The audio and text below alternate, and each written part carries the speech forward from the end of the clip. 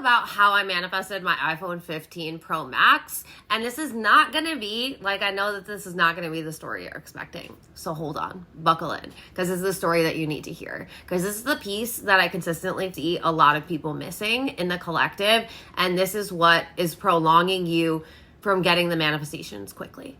So I had an iPhone 11 Pro. And I kept that one. I loved it. It was the army green color, and that was my color for the longest time. I think we're moving out of that color phase, but for the longest time, that was my color. Everybody associates that color with me because that's just the color I love. I wear all my accessories are in it. So I had that phone, and then I realized that this phone was so sexy. I really wanted the natural iPhone 15 Pro Max, but I'm a very ethical person, and boycotts and the Congo. I wasn't about to just go out and buy one. That wasn't a good enough excuse for me. So I was like, I really want it, but I'm not about to buy it, especially not with what's going on in the world. I'm not about to go out and buy it. But I did actually really want it. And it was honestly time for a phone upgrade, but I just couldn't justify it. So then I decide to come back to New York. And when I'm supposed to be checking into my hotel, there was an issue. I wasn't able to check in. So I put my phone on, I was on speakerphone, and I put my phone on the back of my car. And Gaia, my puppy, she was actually a puppy at this time. She wasn't even a year old yet. She really needed to go to the bathroom. So I had them on hold because it was freezing out that night. It was upstate New York. It was cold. It was November and it was freezing. So I was like, I gotta just do this quickly. I'm gonna multitask. So I'm letting her out of the car, and somehow she jumps out like a crazy person and knocks my phone off the trunk of my car and shatters my phone. One thing about me is I'm not available for my phone breaking. I'm just not available for it. I work from my phone, so I'm not available for it. So it's still usable, but it's definitely cracked, like horribly. It's not looking good. So after about 2 weeks of using it like that, I was like, you know what? This is not going to work for me anymore. But here's the thing. If that hadn't have happened, I wouldn't have bought the phone because I'm one of the most ethical people you'll ever find, especially as a business owner. I'm not about to come on here and preach boycotting and then go buy a brand new iPhone. But here's also the thing. I haven't upgraded my iPhone in probably 7 years. So I'm not somebody who is just upgrading to upgrade. So I was like, you know what? This is not going to work for me. And then I was like, you know what? I wonder if I could manifest, because I just didn't feel like paying for it in cash. I would rather just pay for it in increments. And I was like, I wonder if I could manifest trading this phone in, even though it's not in great condition. Then the next day I see an ad for Verizon where they say that they will accept any phone in any condition.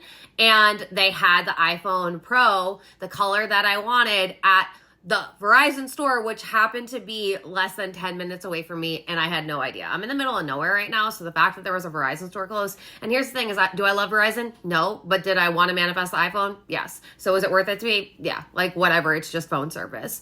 So I literally go down, and I was like, you know what? This is going to be the most seamless process. There's not going to be any added charges. This is going to be so quick and so easy. And I'm going to walk out of there with that phone like nothing. I literally went to the Verizon store as soon as I saw that. I decided that I was getting the phone. I decided that's where I was going. And fun fact is I could not get my iPhone to update and my iCloud to upload to the cloud because I have so many videos on it. I tried deleting literally basically everything off my phone and I still couldn't do it. And I was like, you know what? This isn't going to be a thing. I'm still just going to be able to log into my phone and have everything there, and I'm not going to lose anything, even though my iPhone had it and my iCloud hadn't been backed up in almost 300 days, like almost a year. And I was like, you know, it's fine. I'm not going to lose anything. I'm not going to lose anything. I went down to the Verizon store. I walked in. I told them exactly what I wanted.